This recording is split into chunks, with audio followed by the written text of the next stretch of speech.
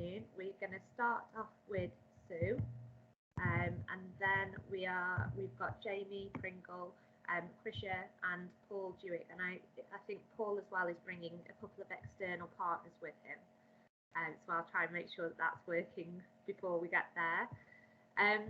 So I'll hand over to Sue to begin, if that's okay. Thank you, and nice to see everybody. I apologise I can't stay for the rest of the session. I've got a grant meeting after this, so so I do apologise, but thank you all for being here. So I'll just share my screen first of all.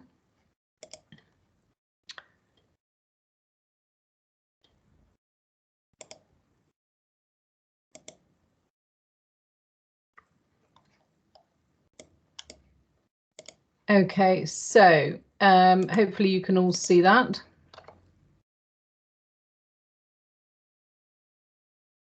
Can everyone see that? Yeah, great. Okay. Yes, yeah. Thank you. So as you all know me. I think I've seen everybody before on here. So I'm in the School of Psychology, and what I'm going to talk to you about today is the case study that I built up for the unit of assessment 4, which is psychology, psychiatry and neuroscience. And I was one of 2 impact case studies for this time round. The second one was presented this morning. That was Professor Clifford Stott. He was the second impact case study. And my impact case study might feel a little bit different to some of the other ones that are presented, in the sense that I think many other impact case studies might have had, you know, a core sense of impact and building impact and a particular theme. Whereas I think you'll get the impression as you go through that mine actually is a composition of lots of different little bits and pieces of work. And I'm going to talk you through the impact case study to start with, and then at the end I'm going to talk you through some of the things that I did that did or didn't work, and how I'm starting to think about impact for next time. So for anybody who's watching the recording, if you're just starting out on your impact journey, hopefully some of those experiences will be useful. So just some background then to the impact case study. HPV, human papillomavirus, is a sexually transmitted infection which causes 5% of cancers. And the best known of these is cervical cancer, but it's also responsible for anal cancers, head, neck and throat cancers, penile cancers, vulval cancers, and a range of others. And we have 2 main ways of protecting ourselves against those cancers.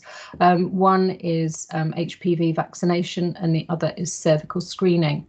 And HPV vaccination has been offered since 2008 to girls in the UK. And during the course of the time for this impact case study, there was a lot of lobbying going on, and it was finally rolled out to boys in the UK in September 2019. In terms of cervical screening, the program's been around a lot longer, over 30 years, but over the last sort of few years, it's been being overhauled. So traditionally, cervical screening involved having a sample of cells taken from the cervix, which were then explored under a microscope, and that was called cytology. But since 2013, HPV testing has been piloted and then rolled out across the UK as the new primary screening methodology. Now, and both of these things, both gender-neutral HPV vaccination and HPV primary testing, are now slowly being rolled out across the world, with the obvious opportunities for impact that has. And so my case study has focused on my work on cervical screening and HPV vaccination. So you have to have 6 underpinning papers, and I've just put them here just to show how they were distributed across the topic areas that I was covering, and also really just to highlight that the first of my papers was from 2012. So in terms of developing impact, this is really a fairly nascent impact case study. Most of my work has been QR funded, with the exception of a Wellcome funded grant for £5,000, which funded the study on vaccination and parents of teenage boys and attitudes around that. And the first 2 papers that you can see here are around healthcare professionals in particular, and that will become salient later on. So I organised my impact case study around 3 key areas of impact that I'd had, and for each area I had 2 subheadings, one for vaccination and one for screening. So I'll just talk you quickly through those. So the first area was shaping government policy and decision making, and that was both in UK but also more broadly in Europe and New Zealand. So I mentioned that there'd been some lobbying around HPV vaccination and extending that to boys. And the Joint Committee for Vaccination and Immunisation, the JCVI, is the body that's responsible for advising the UK government. And they spent 5 years of evidence gathering. And excuse me, there was a big campaign group called HPV Action, which was an umbrella organisation of around 50 charities and public health organisations such as Joe's Cervical Cancer Trust, the Stonewall, and also Royal College of Nursing, Dental Association, and so on, who all came together and worked under the guidance of Peter Baker to lobby for gender-neutral vaccination. And as part of this lobbying process, I submitted findings from one of my pieces of work to the public phase of the consultation. And in his testimonial, Peter Baker confirmed that this had formed a significant part of the evidence base underpinning the policy change. And in terms of quantifying that impact, the vaccination is estimated to benefit 400,000 boys, 400,000 boys annually. So as I mentioned, it's an issue beyond the UK. Currently, at the time of writing the impact case studies, 17 countries in the European region lacked gender-neutral vaccination for boys as well as girls in places. And so the European Centre for Disease Prevention and Control published guidance about this, which was aimed at governments across Europe. And they cited some of my work as evidence within that. In terms of cervical screening, there's a bit less here under this heading, but New Zealand have a national cervical screening programme, and a report commissioned by them in 2018 used our research as underpinning evidence for recommendation that they should have ongoing engagement with women to try and ensure a high coverage rate at an early point in screening. So the second area of focus for the impact was improving healthcare professional knowledge. And I mentioned those two papers earlier. We did some direct work with a charity, Joe's Cervical Cancer Trust, that I'll talk about a bit later. But so some of those publications were directly targeted at understanding healthcare professional knowledge. And those outputs then fed into a variety of pieces of work. On the back of our publications, Nursing in Practice commissioned an article for key learning points for human papillomavirus, which went to their circulation of 12,000 nurses. I was invited to give a workshop to the gender neutral HPV vaccination session at a school nurses conference.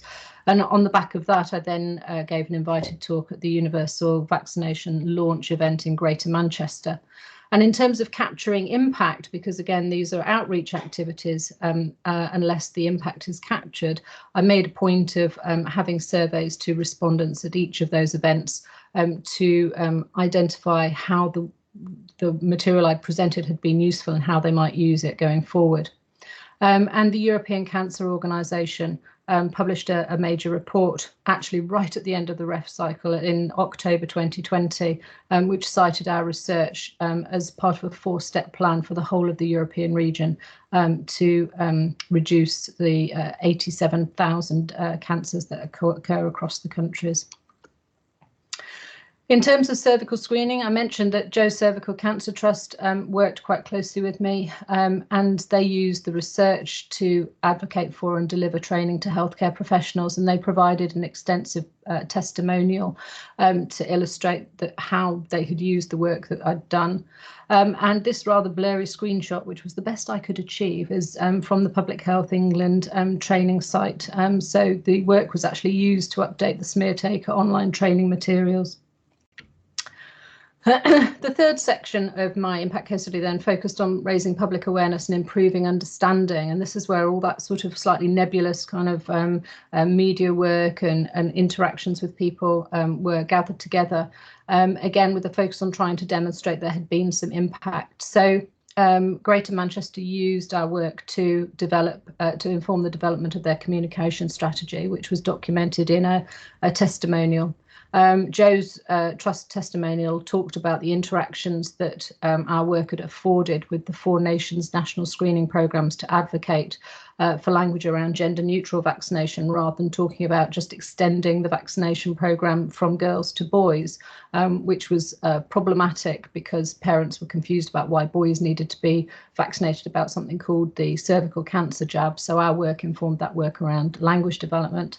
Peter Baker of HPV Action invited me onto an expert advisory group to develop a website which was launched to inform the public. And there's the ubiquitous conversation article, which was raised some attention, positive and negative, but at least encouraged a debate. So this was probably the thing that launched the idea that I might even have some impact potential. So back in 2015, I published a piece of work with some colleagues which went viral during Cervical Screening Awareness Week. The charity who were working on a similar topic, coincidentally, took all the ITV shows, and I went on all the BBC programmes. So this is a rather clashing jacket on the BBC breakfast couch. But again, lots of media impact.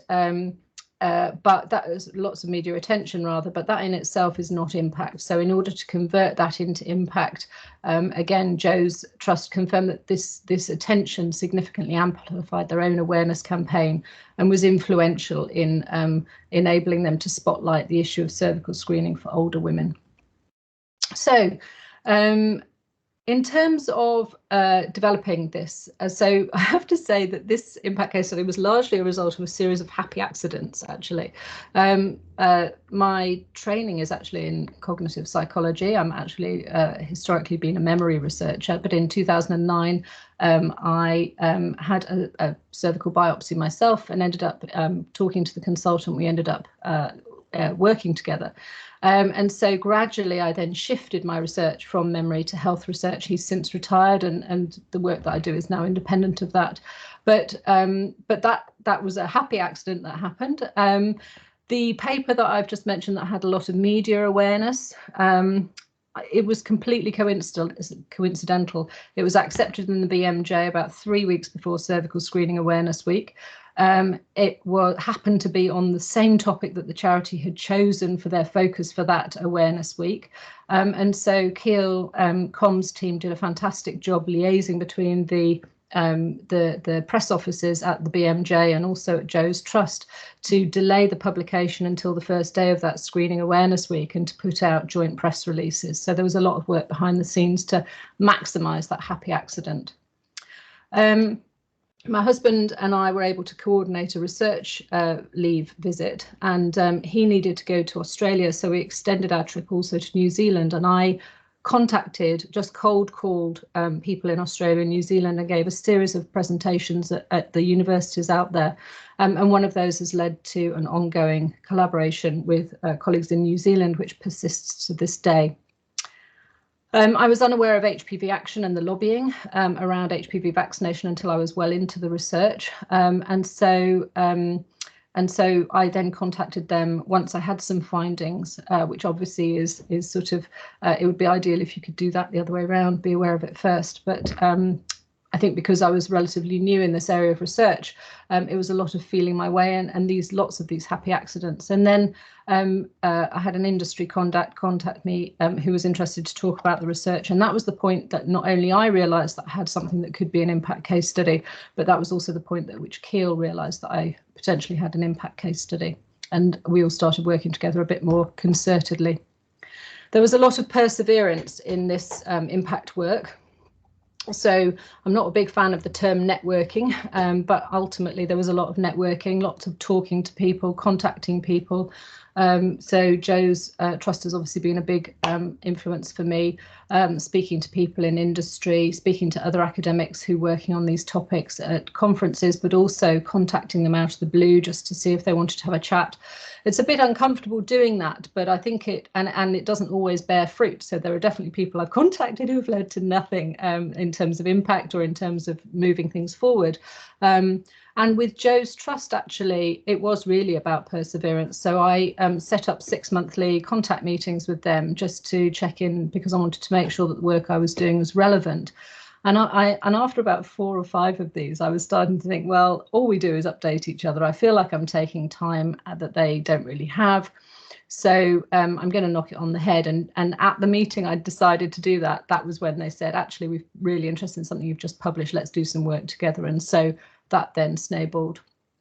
The industry contacts led to an introduction to SAFNA, the School Nursing Association, which led to the invited talks to their conference and to Greater Manchester. And I was also proactive in terms of sending my work off to MPs, to charities, to academics that might be interested, and keeping an eye out through all those contacts for opportunities such as the public consultation on gender neutral vaccination. And basically trying lots of things that did work and lots of things that didn't work. The other thing to be aware is that this is a topic that is covered extensively in some other universities. So there's a big centre for research in London, and so I was a lone researcher working on a topic, and so it was important for me to find niche areas in these big topics. So extending existing work to a new population, such as older women in cervical screening, or finding a niche area such as varicella vaccination, which I'm working on at the moment. And really kind of that push to collaborate externally to bring on board charities, Public Health England, and well-connected colleagues at other large research centres doing work on these topics. So just for the last couple of slides, I just want to talk to you a little bit about what I'm doing already for next time. So as I say, I really feel like I've grown quite a lot as a researcher in these topic areas over the last 10 years, and that I'm now in a position where I can be a lot more strategic. So lots of those little bits and pieces that have kind of combined together to make an impact case study. I'm sort of keen to try and create opportunities for more of those, but also, as I say, to be much more strategic. So I'm more aware of the big picture policy issues now. So HPV vaccination in Europe is a big deal. Excuse me. And Peter Baker, having completed the campaign in the UK, is now working with colleagues in Europe. And it's through that connection that I've brokered that Keele is now an invited stakeholder for the European Cancer Organisation HPV network. I'm doing work with some colleagues on COVID over the last 12 months or so, and we're planning some work on sort of forgotten groups. And one of those is a Public Health England colleague, and so that's very much directed by strategic interests, and making sure that I'm speaking to people who are also themselves aware of those policy issues.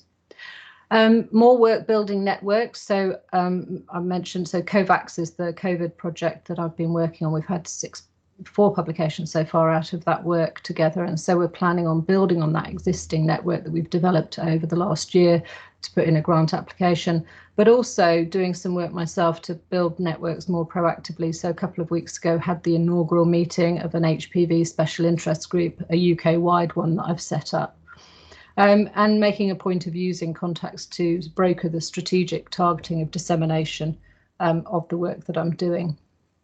And absolutely crucially, and I say this as an hopeful impact case study for next time, but also as the impact lead in my school, it's really important to build impact in from the start of projects. So a lot of the work that I did, I worked on the impact after I'd done the work, but it's crucial that it's in there from the start of projects. So applying for funding with these impact activities already costed in, and here's just some of the projects I'm working on at the moment.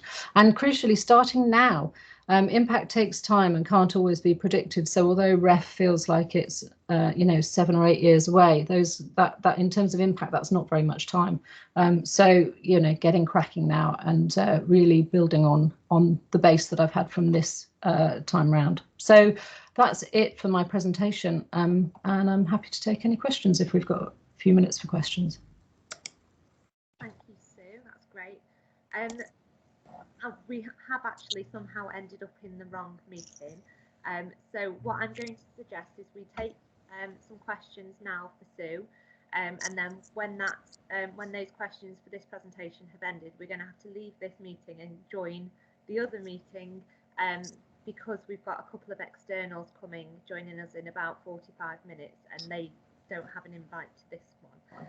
So if anyone's got any questions for Sue, please feel free to write in the chat or raise your hand.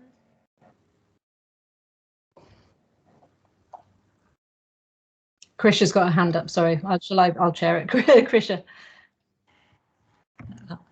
Hi Sue, that was great. What a lovely case study, and how fantastic that we've recorded it, because it's so neat. It really is a lovely, neat story. It tells you the facts, the journey, but also the kind of the experience as well of lead. And I'm delighted that you're the impact lead for your school as well. And I think one of the things that occurred to me listening to you relates to Keele Health, because it strikes me that at Keele we'll have lots of case studies that have gone into REF that talk to Keele Health and Care. And if there was any best place to start conversations around what are we offering our local stakeholders in our local geography, then the case studies would be a great starting point. So you talked about, your work with Greater Manchester, you talked about your work in New Zealand, but let's make sure that Stoke-on-Trent and Staffordshire and Shropshire and South Cheshire are also reaping the benefits of this excellent work. And I think that's where I think Keele Health should be placing itself, to see how do we broker that information across, and what are the ingredients that that are part of that we can take forward to support our local areas. So it just kind of gave me a bit of a light bulb moment in terms of our collective thinking around Keele Health and the power of your impact case study, and those that will land locally for the benefit of our local populations as well. But super, and a great exemplar of that journey, and congratulations. And of course I did know a little bit about it, and you'd always inspired me when you talked about your work, so big congratulations on that. Thank you. I mean, I think that issue about brokering is really important. So especially if you are a relatively lone researcher, and it has sometimes felt a little bit like, the spread of impact that I've achieved has been where other people have picked up on the work that I've done because it's been out there, or because I've happened to have collaborations, or a charity has happened to mention it to the right person. And it's quite hard to know how to facilitate that dissemination if you aren't, for example, doing work that's entirely motivated by the charity or the organisation or the police force or whatever that you're working with. So I think that is something that perhaps we could think about strategies for moving forward. Jamie. Hi, Sue. Yeah, very impressive, by the way. I was just thinking about you. That seemed to be you doing everything there, and I know you were talking about luck. I'm sure that was a lot of really hard work. And as you move forward, are you thinking of trying to spread the load a little bit to other colleagues in your school? You mentioned your impact lead, which I prick my ears up about. So in terms of, there's two questions there. In terms of my research area, I think what I've done is spread the load in terms of working with teams external to Keele, to be honest. So my research is a lot of it is outward facing. So working with the European HPV network, working with colleagues at King's College London to do the COVID work, working with colleagues at UCL to do the varicella work. So that's one thing. So I think I do collaborate widely. It just tends to be external facing, and that's sort of spreading the load in that sense.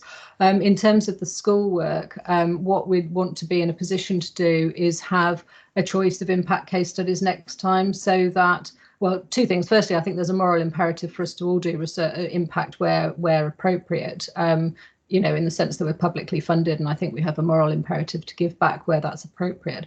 But secondly, in terms of REF specifically, it would be nice to be in a position to be able to cherry pick the absolute best and think about kind of convergences of perhaps activity that's all in the health domain, or activities that's all around social justice or whatever, and actually be able to craft the best impact case study from a wide field. So it's really about getting everybody, and as I said in my presentation, you can't always guarantee that impact is going to happen. So if you put all your eggs in 2 impact case study baskets, and then you find that you've got more staff, so you need a 3rd impact case study, it would be nice to be in a position where we could cherry pick from a range of impact case studies. So yeah, so working with people just to develop that wherever possible, really, at the moment.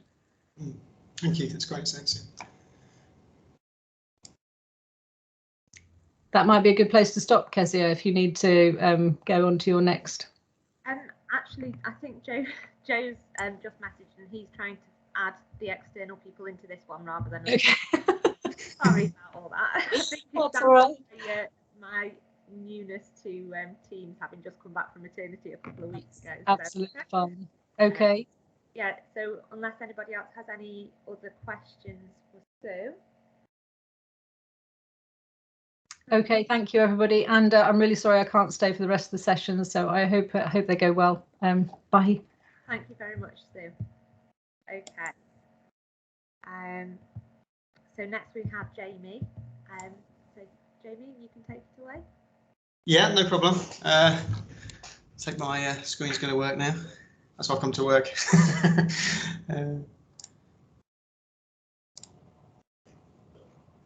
Right. Is that working? Okay, so that was really nice. Sue's, all these talks have been different, Kezia, if you've noticed. I like Sue's been quite a lot more sort of content based on what she did and how she got there, whereas the others have been quite different as well. So mine's much more like Sue's talk, so it's sort of slightly less aren't we amazing PR thing and more about how do we get there as well. So that's the sort of plan I'm going to go with. So to talk mostly about one of two case studies that Geography, Geology and Environment have submitted, although this one is also quite heavily influenced by physical and chemical sciences staff, so that's why there's quite a few names there. So there's no way I could be like Sue and do it myself. It has to be a lot of assistance, especially if it's field-based, where we need a lot of people to help. So just to give you a sort of a flavour of this is a particular case study we did locally to Keele, actually, where we helped the Staffordshire rural and wildlife crime officers investigate a particular case. So I'd developed some relationships with the local police force, and they knew about us. So this case came up. A local badger set was being interfered with, and they asked for us to provide some sort of scientific data to help them for a criminal conviction. So this is actually some students, or 3 students with me, helping out in the field. So they're also getting field experience as well as Chris, one of my colleagues on the left there. I say it wasn't a massive effort to actually do the actual investigation. We then worked that up into an academic paper. So that's one of the 6, I think Sue was mentioning about background papers needing to be underpinning your research with the actual police officer involved with that. And then we produced more of a practitioner type output example for more of the sort of police facing sort of assistance. So that's sort of moving on from just a simple case study to more trying to inform police forces how they not just us, but on a bigger sort of national scale, how geoscience in this example is helping police forces to gain evidential information, if you like. So this is the case where badgers were being protected. Of course, then it went around to badgers then being shot, and now I think they're being back to being protected again. So again, there's obviously other forces involved with that, depending upon where you are. So that's sort of an idea of where that went. But I'm sort of trying to show you how we did the sort of impact more than just what different things we did. So I'll mostly talk about the sort of forensic geoscience side, but also briefly touch upon the other 2 impact case studies that our school submitted to UA 14, which is Geography and Environmental Studies, I think, which is the seismic shift one that I've listed for you there, and just sort of try and maybe put some sort of hints or tips on how we sort of maximise some of that impacts.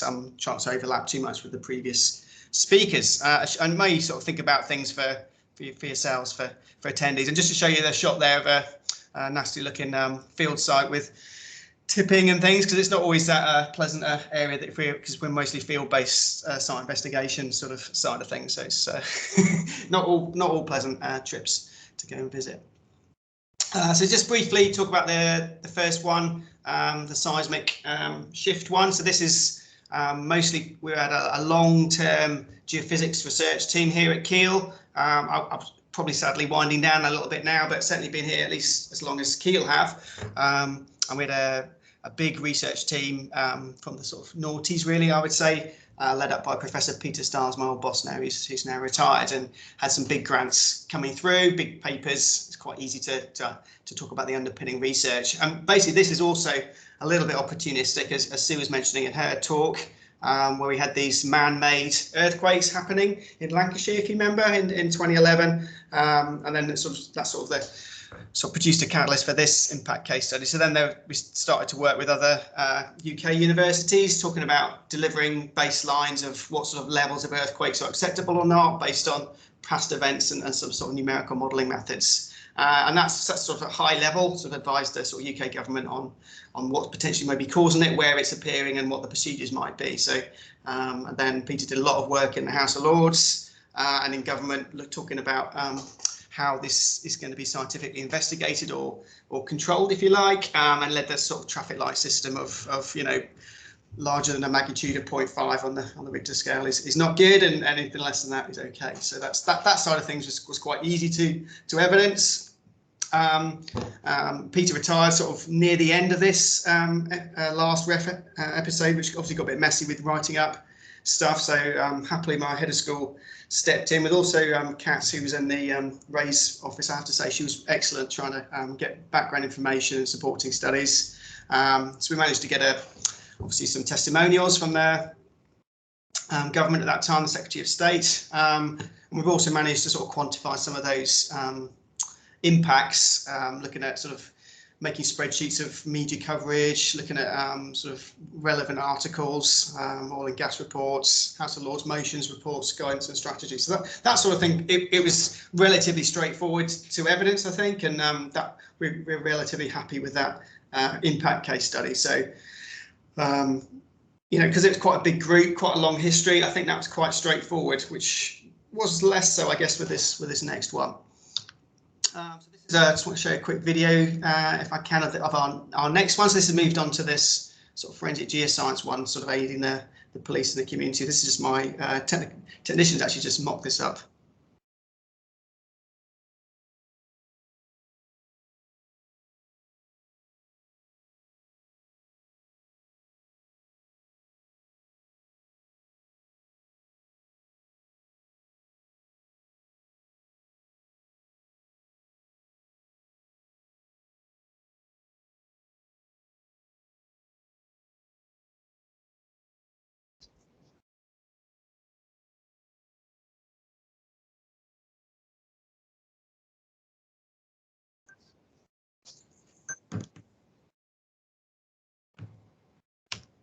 Oh, Alexandra can't hear it. That's not good. Hang on a second. I knew it. I didn't click that button, did I? Hang on, let me just try that again. Let me know if this works. Okay, so my name is Dr. Jamie Pringle. I'm a senior lecturer here at Keele University. So I lead a multidisciplinary research team of forensic geoscientists dedicated to aid the police force and the wider community. We provide assistance and advice on both land and water searches, specifically, both here in the UK and internationally. Past assistances include searching for active missing persons, sadly for body recovery, as well as to assist for unsolved cold cases. Other applications include weapon searches, graveyard and archaeology surveys, environmental contamination, and wildlife and environmental crime cases. So that sort of gives you a bit of an overview. I can get this back to presenting of this side of things.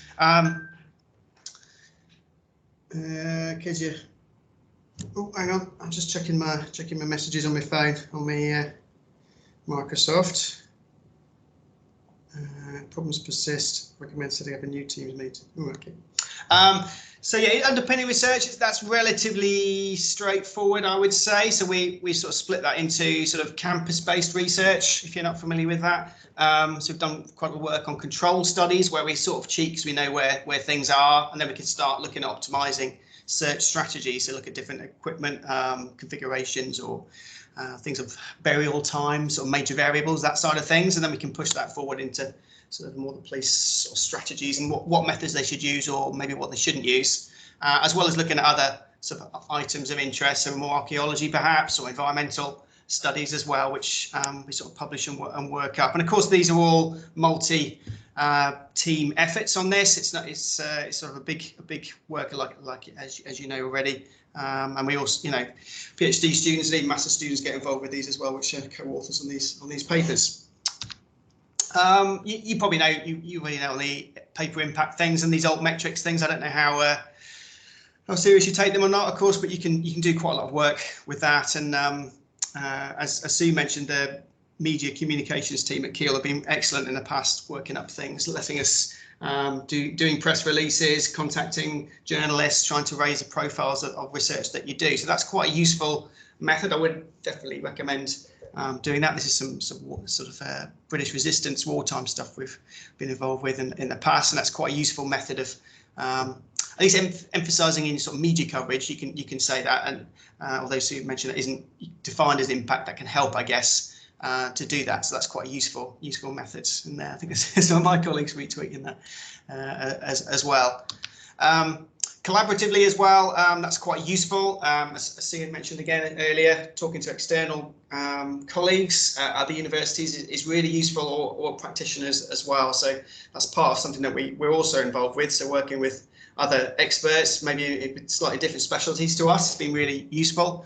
So Alistair Ruffle, for example, is much more of a water search colleague in Belfast, Queen's University. So working with him and talking with other colleagues, especially with the National Police Improvement Agency, as was, who's now going to Australia, Mark Harrison, looking at search methodologies in coastal environments, for example. So it's quite useful trying to gain those sort of contacts. They're quite handy for both for actual specific case studies and also trying expanding your knowledge of different areas. And there are other groups out there. There's a special subgroups of certain societies in the UK and internationally to try and produce the sort of best practice or trying to bring in the expertise on certain cases. So that's been quite a useful sort of way we've used to expand our network and cases we've worked on and to try and maximise our impact of our work. As I talked about that Badger study at the start, but you know, who cares? It's just a local area, but actually you can look at those methods that we've used and evidential procedures, and actually that becomes much more important. So it's trying to give you that sort of larger scale view of things. And again, as other colleagues have talked about, it's quite easy to do more of a practitioner methods of those things, whether it's in whatever your output, you know, your audience is, if you like. So certainly if it's more of a police finding for us, we're tending to find that's quite useful, both for sort of coffee table magazines, I guess, as you can see on some of these, or whether they're actually looking at directly involved with the National Crime Agency, for example. Colin Hope was the National Search Advisor the first half of the REF period, so we can actually get involved with them a bit more and talk about some of our outputs, and that's quite useful. We're also involved with presenting our research in certain either specific police forces or perhaps on a wider area. So I remember we went to Cambridgeshire Police where they had a national conference on victim recovery dogs to talk about what works and what doesn't work, and perhaps look at some major variables. So again, that's quite useful. You're getting your research out there, they're starting to ask you questions, and hopefully you're getting contacted as well. So I think all that's quite important, although hard to quantify at the time, I would say. I think some of our colleagues have talked a little bit about opportunism and when we can actually get involved with when things turn up and hopefully taking advantage of that, which you're not sure if that's going to work or not. So as I say, we've sort of moved up a little bit from those early cases. So now I'm on this expert advisors database. I think you've got to be involved on 3 cases first, and then you get stuck on, and then you can you know, people then come to you to ask you for things. And certainly there's a national search advisor in the UK. So you probably know about the police forces, don't you? So there's all the different law enforcement agencies, and above them, like an umbrella agency, is the National Crime Agency. So they get involved on certain cases, or they advise specific things when required. And there's a specific search advisor. It's like a 5-year post currently Murray Haynes, who's gone from Dorset Police, and again they can ask us on specific cases or say whether things are going to work or not, and that again helps to advise them to try and get a best sort of success if we can. But of course, as that's sort of budget requirements, that gets quite competitive. There's lots of forensic consultancies out there who are keen to hoover up, but I would say from our experience, they do like sort of a more of a neutral position, that we're not saying yes to everything, or you're saying actually that's not possible, or maybe don't use geophysics for this case, it's not going to have a high chance of success. So again, that's sort of a realism approach I think is probably bearing fruit these days, that we're not trying to say yes to everything and then things aren't successful. So this bottom left picture, for example, this is up working with Lancashire Police on an active case, looking for a missing person. Again, you can see there's a specific search area we were given, which we've then gone over with our equipment on those survey lines, and then we've flagged up where objects might be, which ended up being a pipe, which is a little bit embarrassing when they were digging up a hole with 17 police officers watching. But again, they were happy that there was something there, that we said that there was a target. So it's not always a success, and in fact success rates, especially looking for unsolved murder victims, sadly, is quite low. So they're wanting to go through procedures and making sure that they're using the best technology and the equipment and advice that they can to do as much as we can. It's not always a success rate when something is found or isn't found, as it were. I say it's not all criminal stuff. There's sort of civil work we get involved with as well. So this was a case in Northern Ireland, working with Queens, with Alistair, actually, as I mentioned earlier, where perpetrators had illegally dumped waste to a height of at least 3 meters above natural ground level on a triple SI. It's like a special site of scientific interest. So this is where we're involved on a fairly simple case, collecting again geophysical data on the surface, as well as surveying the aerial extent to quantify how much material has been dumped and where it's been dumped. It was a coastal area, so half of it was on land and half of it was below the high water tide mark, which is important for the subsequent conviction, as that was 2 different landowners, and the Crown Estate owns it below the high water table. So got convicted on both counts, as well as for the cleanup costs. So again, that's a nice easy case study, which again we worked up as a paper for underpinning evidence, and again doing practitioner magazine stuff's fairly straightforward, and trying to sort of raise the profile that you could actually, or at least the awareness, if not the understanding, that you can actually use some of these sort of techniques to help investigations, which I think is starting to bear fruit, and certainly National Policing College is starting to be aware of this a bit more and use that in their training courses. Evidence-wise, we actually managed to get, obviously, because we know Murray quite well now, he's kind enough to give us a testimonial about our research. We were also involved with the Home Office Centre of Applied Science and Technology. They had a sort of small expert user group to assist with UK searches, so we got involved with that for a few years before its demise, due to budget cuts, as always. But again, we happily get testimonials from those as well. We also managed to give some evidence to the House of Lords Forensic Science Inquiry in 2018. Through part of that umbrella organisation, the Forensic Geoscience Group, which again you collating your evidence about the importance of it, or the lack of funding, which is the major issue with forensic science, unfortunately, and that sort of went through to their sort of main inquiry at that time. So again, that's something that's fairly easy to say you've had some sort of impact from your research. Sort of on a wider scale, sort of internationally, we're also working with the International Commission of Missing Persons. Tends to be obviously a big issue globally, trying to find people. That's where the sort of more community side, I guess, comes in. So we've been working with some colleagues, and just a couple of examples for you here. Working with Carlos Molina, who's in the National University of Colombia, again looking at past conflict sites. Sadly, this is him on his horse, because it's pretty tough going in the Colombian jungle, to try to some of his potential sites. So again, that's been useful. We've managed to do some collaborative papers with him and help him and the ICPM with some of their studies. And the example on the right was with Paulino Hernandez at Oviedo University in northern Spain, looking at some of the old Spanish Civil War mass sites And this is one of the sites up in the mountains where he was looking at, trying to find some individuals, which we managed to be successful for. So that side of things again is emotive, obviously, for the people who are involved. And again, I think we got a testimonial from one of the family members of one of those people that were found. So again, that's quite useful. Again, trying to show those sort of international impacts of your research. And we've worked with quite a few police forces, both in the UK and overseas, from the US, Middle East, even sort of South America, even Pakistan as well, looking for some landslide victims, I think was the query that they gave us. So that's been quite useful sort of expansion, I guess, of things. And trying to sort of quantify those was tricky, because a lot of things you're sort of advising on things or saying, well, actually that won't work.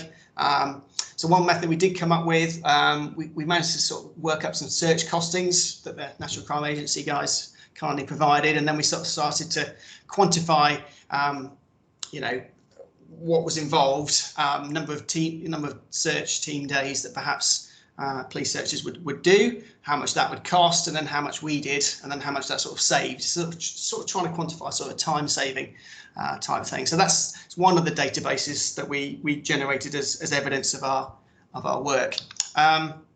We could do the same with the media coverage. Sue mentioned that in the previous talk. So yes, it does take quite a long time to write, get it published and publicised. But again, conversation reads, they're quite easy to do. And that once you've generated that from your underpinning research, it then leads on to other sort of wider sort of type things, so different articles, that side of things. We've done maybe half a dozen so far from all sorts of different sides, not just sort of forensics, sort of more multidisciplinary side investigations side of things, which tends to be quite popular as well. And again, you can do some stats on who's reading them and where they're from and that side of things.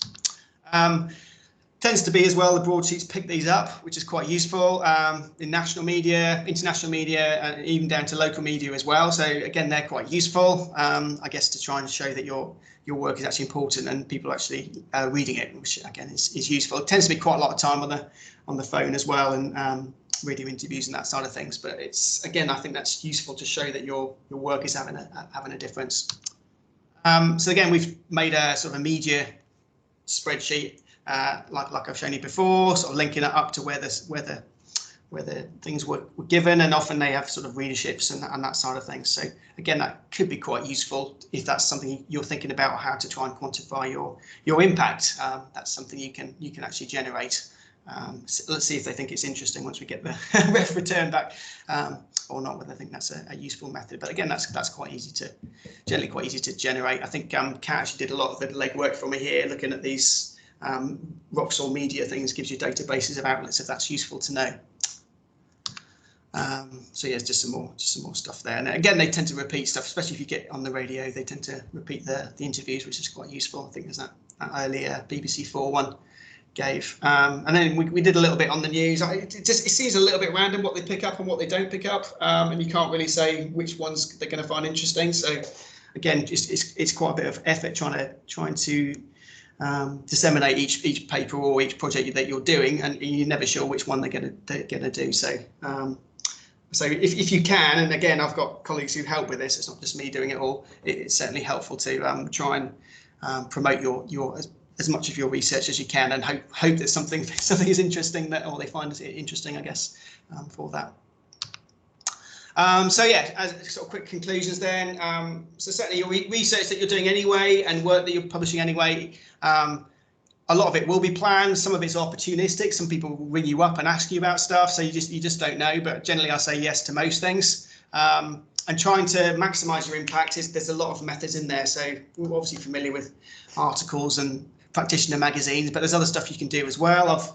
I'm a big fan of Reddit and some of the other more social media side of things. You never know, or blogging, what might get picked up or not. So certainly, and you can quantify the impact. You can see the sort of methods we've done to try and do that, if that's useful for your ref, or you're thinking about that in the future. And certainly, it's a tough thing to do as well as everything else.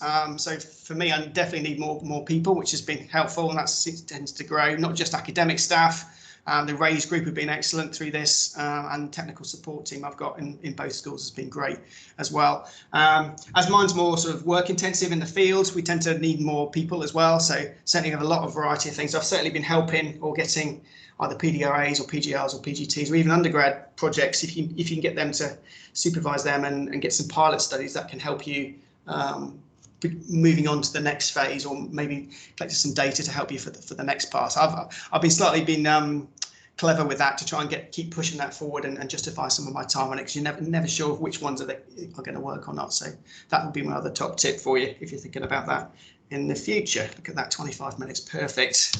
So I'm happy to take some questions if that's useful. Try and stop sharing. There we go. Thanks, Jamie. Has anybody got any questions? Raise a hand, or just unmute and start talking. Krysia?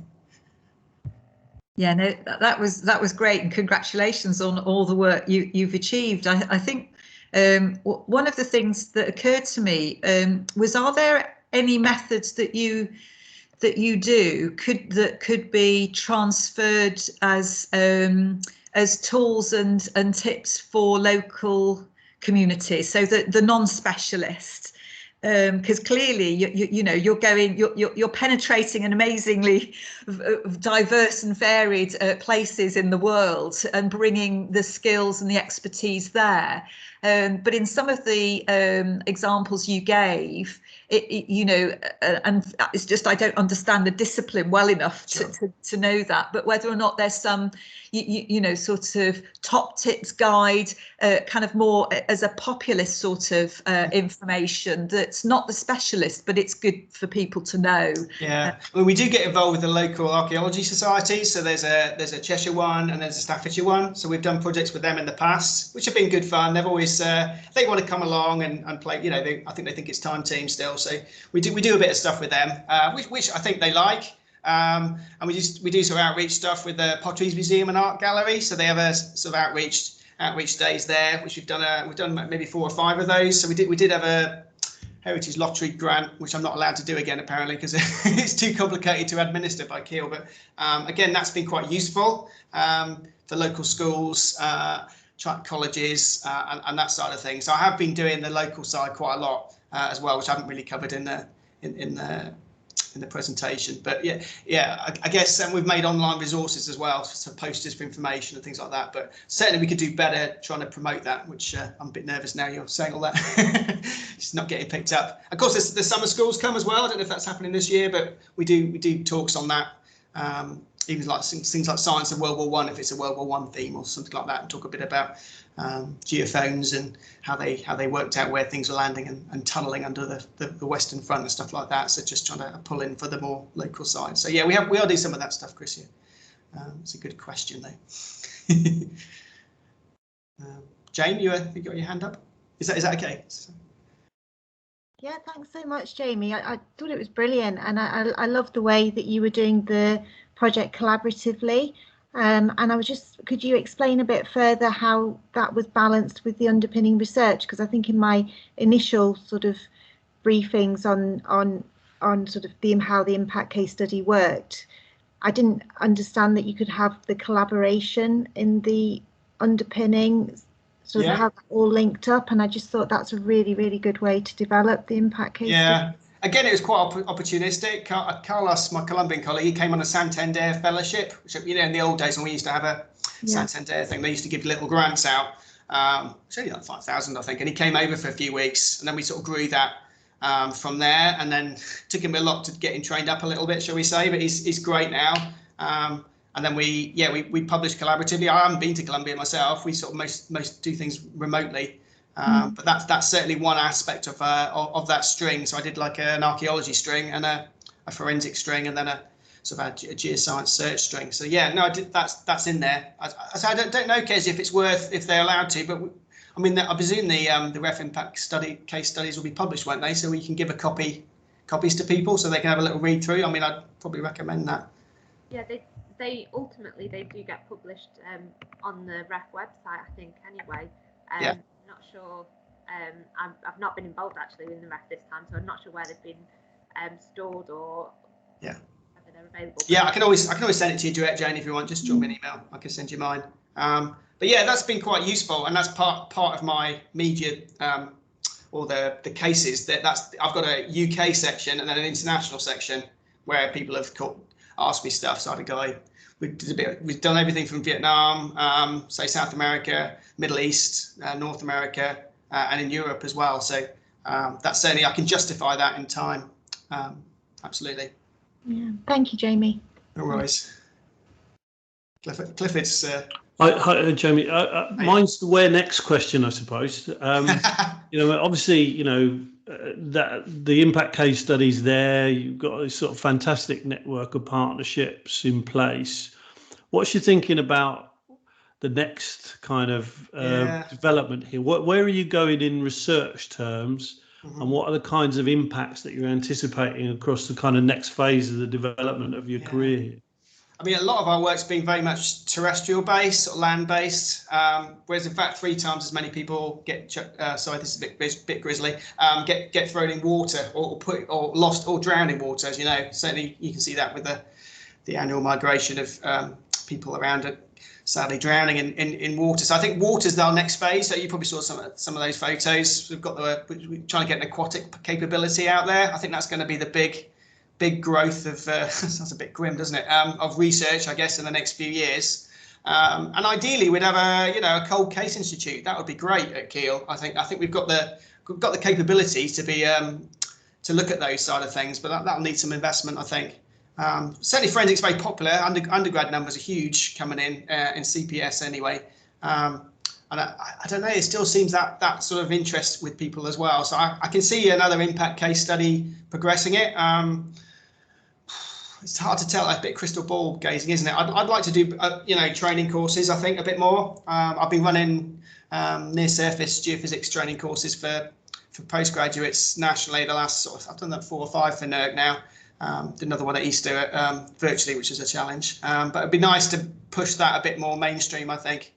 If I talk to my policing colleagues, they're more at the stage of we're not even aware of this, more than actual training for them. I think I need to do more sort of raising awareness for their side of things first before actually doing proper courses. But yes, it's a good question, Cliff. Okay, thanks.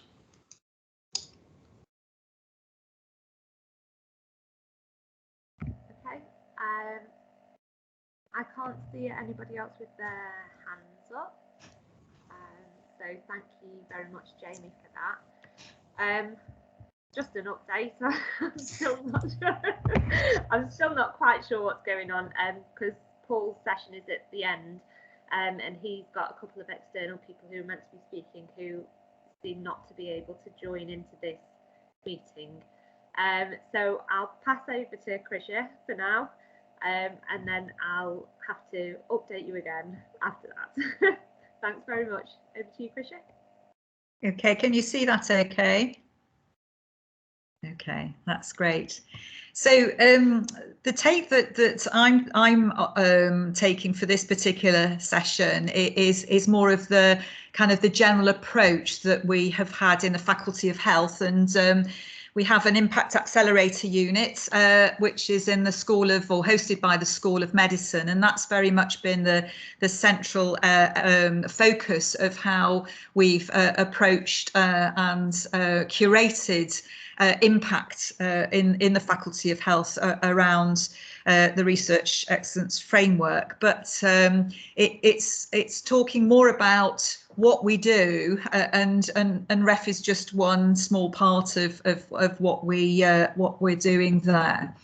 And as we all know, because we've been living and breathing it, it's this effect on change or benefits to, and a whole range of different dimensions of that in different places. And it emerged in the research assessment exercise. And as each cycle goes forward, impact is increasing to be important more and more as we go on. So I think we all know that has been the big challenge, is to demonstrate that change or benefit.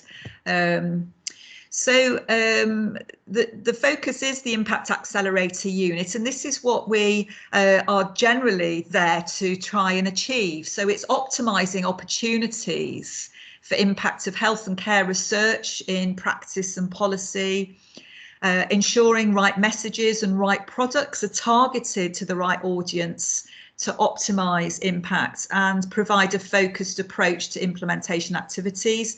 And importantly, and we'll say more about that, aligning to stakeholder priorities. So we could consider these are all different approaches and pathways to impact, and maybe that's, you know, the Impact Accelerator unit is one collective pathway to impact.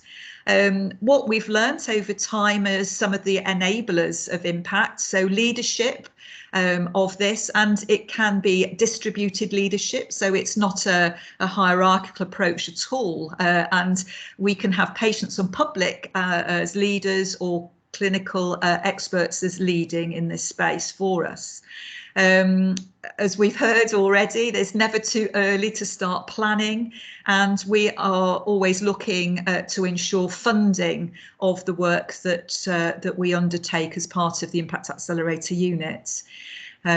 So we do try to match our innovations or interventions with the contexts, and clearly COVID in health and care has made a big shift in context.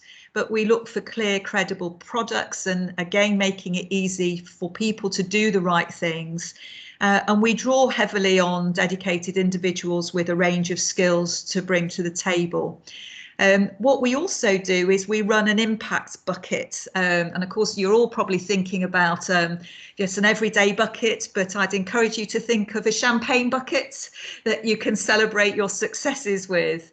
And what we have called it, in a sense, as an impact bucket, is a place where people can flag when there are signals of impact. So it might be any one of the things that we've heard in the last two presentations, where those opportunistic occurrences or these successes that people are having, that they just send it through an email to the Impact Accelerator unit, and then we capture it and we record it.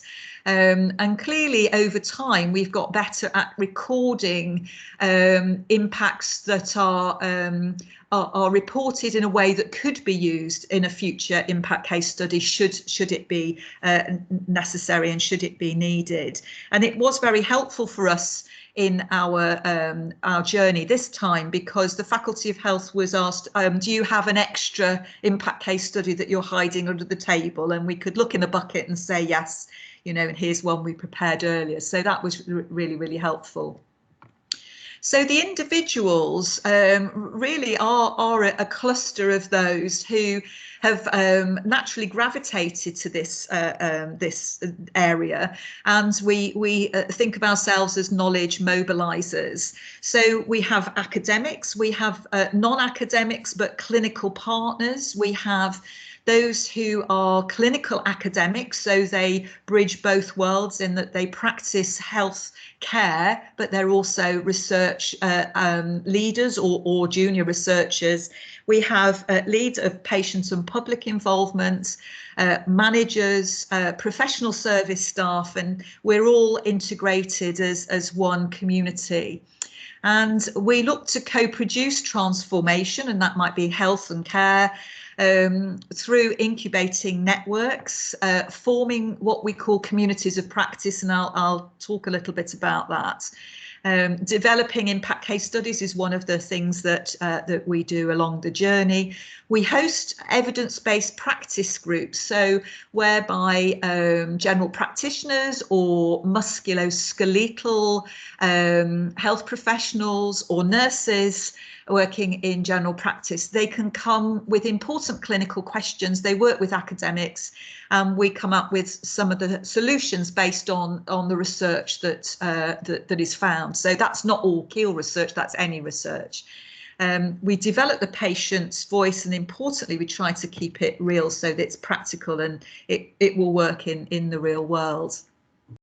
So we hear lots of different terminology: implementation science, now knowledge transfer, knowledge exchange. And we are familiar with knowledge mobilization, which is about sharing knowledge between different communities to catalyst change. And one of our cartoonists who comes to our stakeholder meetings had really captured the idea. It's like flying on a very hot light bulb, but it's the knowledge mobilization is actively taking knowledge where it is needed. So we started off as a group of individuals and then sort of agreed that, well, we can form a unit because we can work together with shared ambitions and a shared strategy. But even though we work as a team and multiple teams and with multiple stakeholders, as individuals, we anticipate wearing multiple hats so that we take opportunities to join networks or to be part of communities and move between those communities to exchange knowledge. So whether it's patients and public, academics, clinicians, it's how we think. So quality and excellence at the heart, because you want to be driven by the best evidence, the best research. And as individuals to think like a system and act like an entrepreneur, which is it's liberating in some ways as an academic, but in some other ways it does fly in the face of everything we've been taught in terms of the way we approach our methodological research and take the pipeline view into practice. The Impact Accelerator unit also hosts Business Bridge, which has just been renewed through the ERDF funding, and Rosie and Kylie work together to support small and medium-sized enterprises.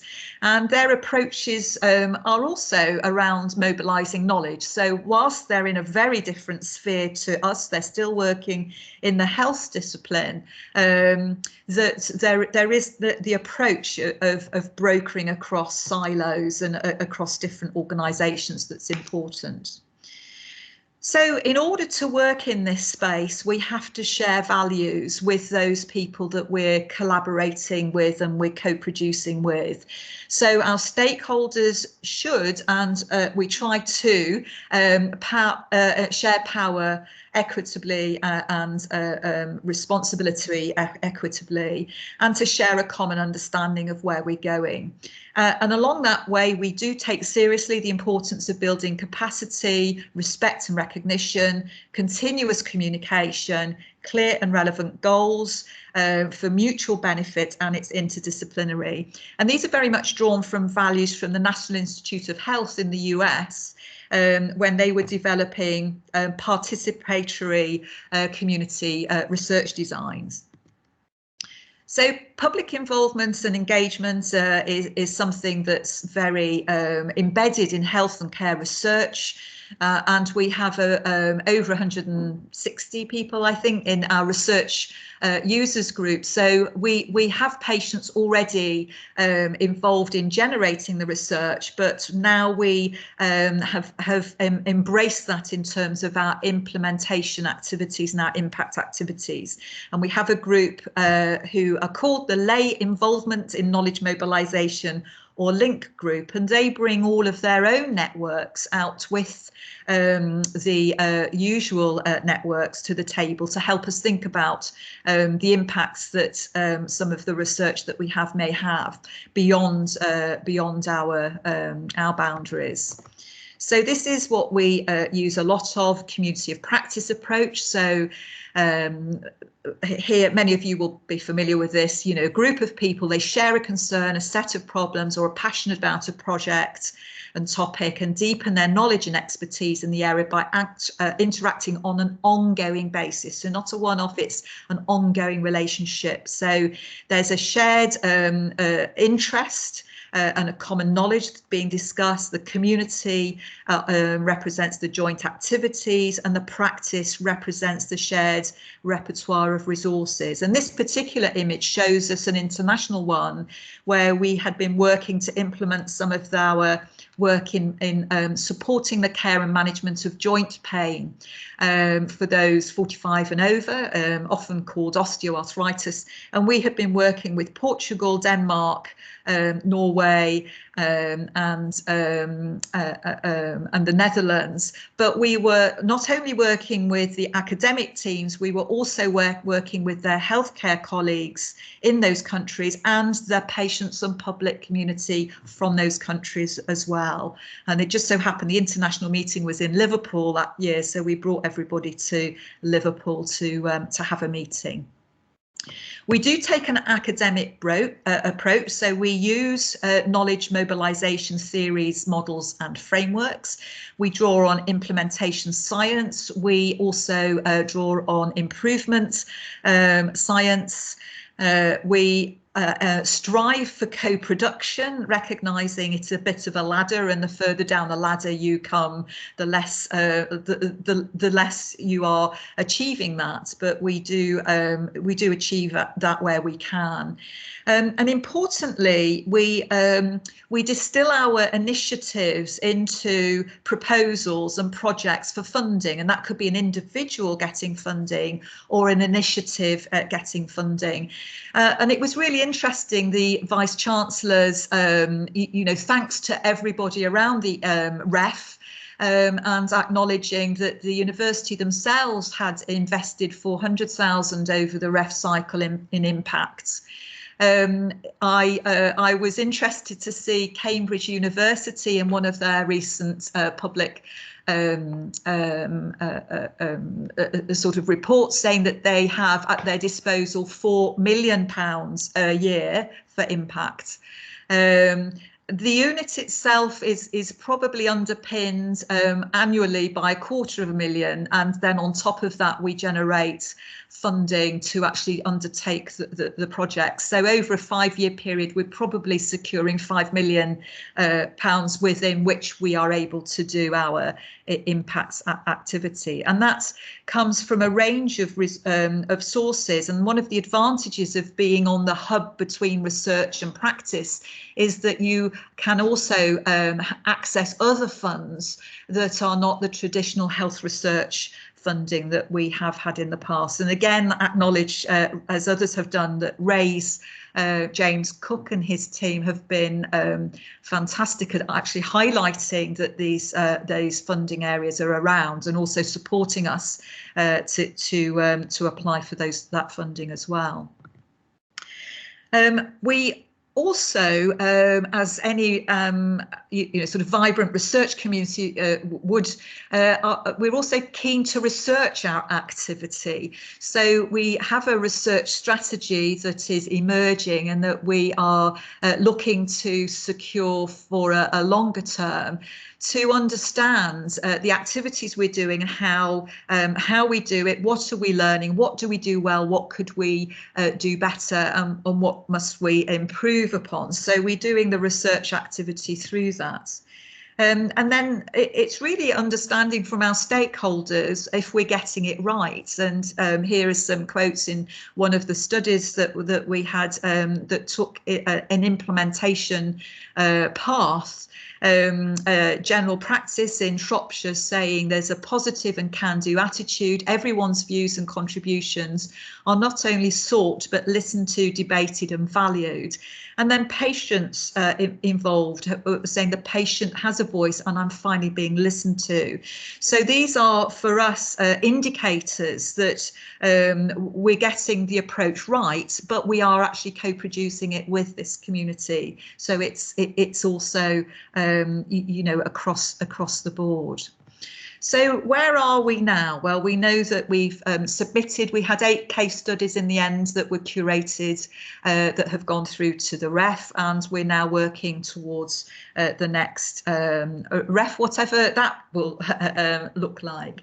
And as everybody's been through, we know all of this information in terms of, a strong case study has a good story, who benefits is clearly identified, identified to all. We've got the links between the research and the impact that we're claiming for it, and it's gone beyond dissemination. So it is truly going into the impacts. So that might be at a societal level, organisational level, or individual level. So out of the 8 case studies, 4 were on the musculoskeletal field, which was very much built on the work of the Primary Care Research Institute that was funded by Versus Arthritis.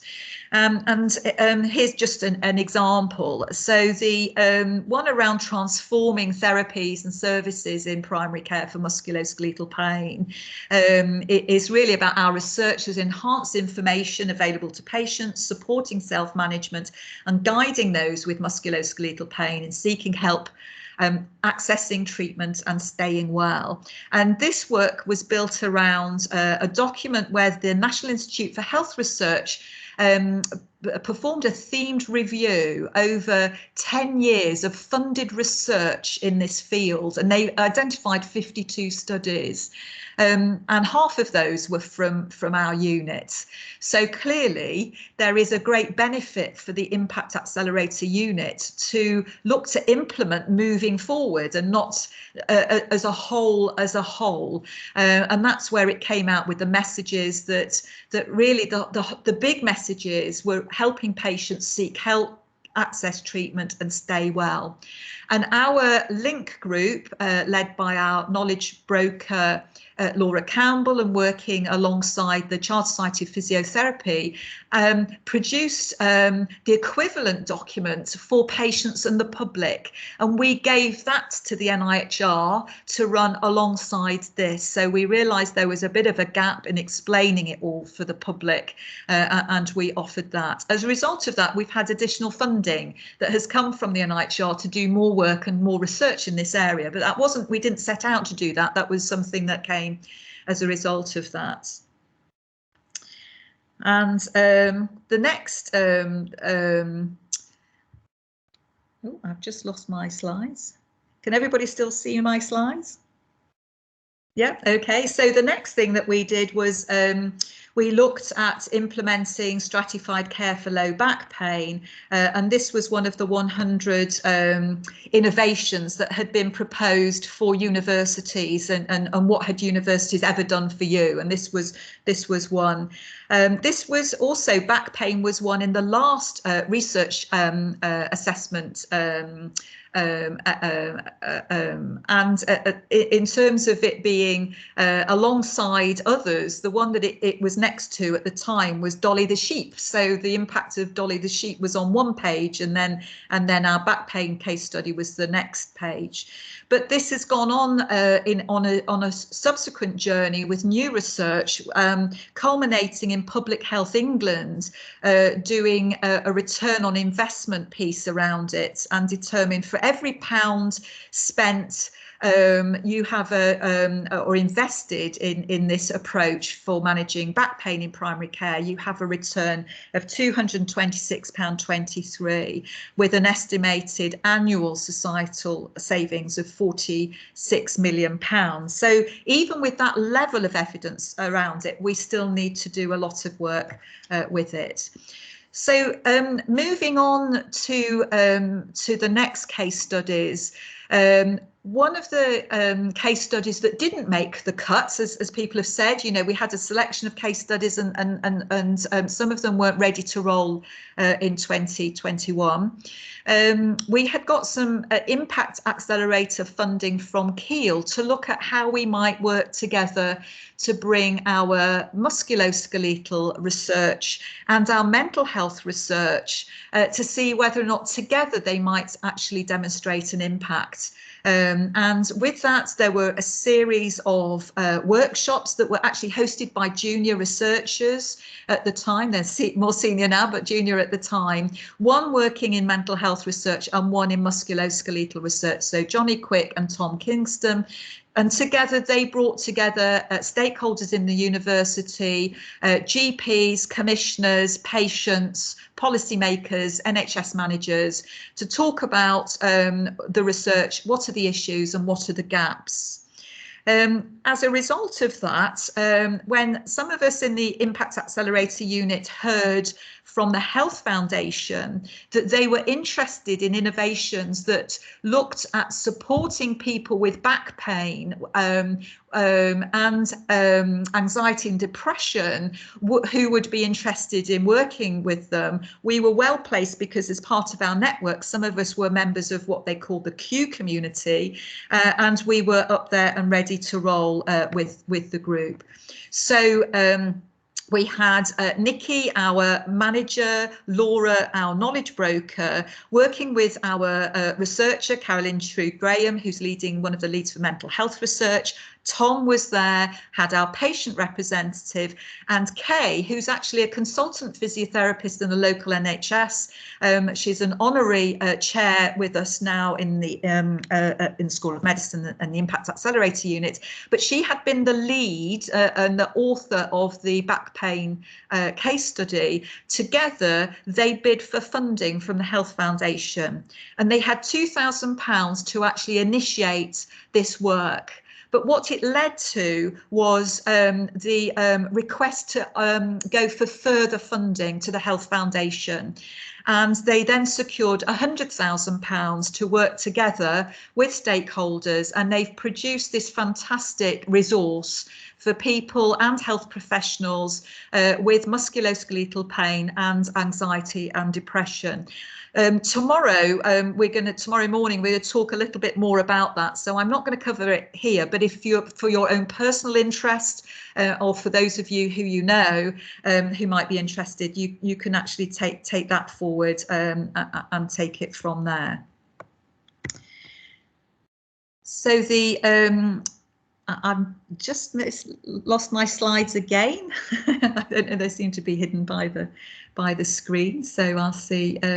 Are you able to see those okay? Yep. So what we're doing tomorrow is launching the IAU think tank. So the idea behind that is that we work together with colleagues to give advice to others. So people can come to us as a think tank with a problem. It's either designing new research and wanting to design research impact within it. We can advise on that.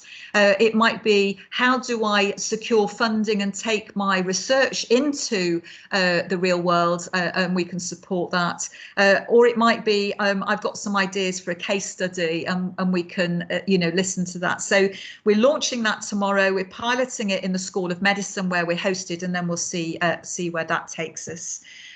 Just to say that we can acknowledge a shed load of people around the impact journey, not only the case study authors themselves, but the whole systems that has supported them and helped them through, and the researchers whose research were cited within those case studies. But just to highlight, we also drew on patients and public members who were allocated to a whole range of case studies, and we included them as authors to the cases that were submitted to the different units of assessments for health.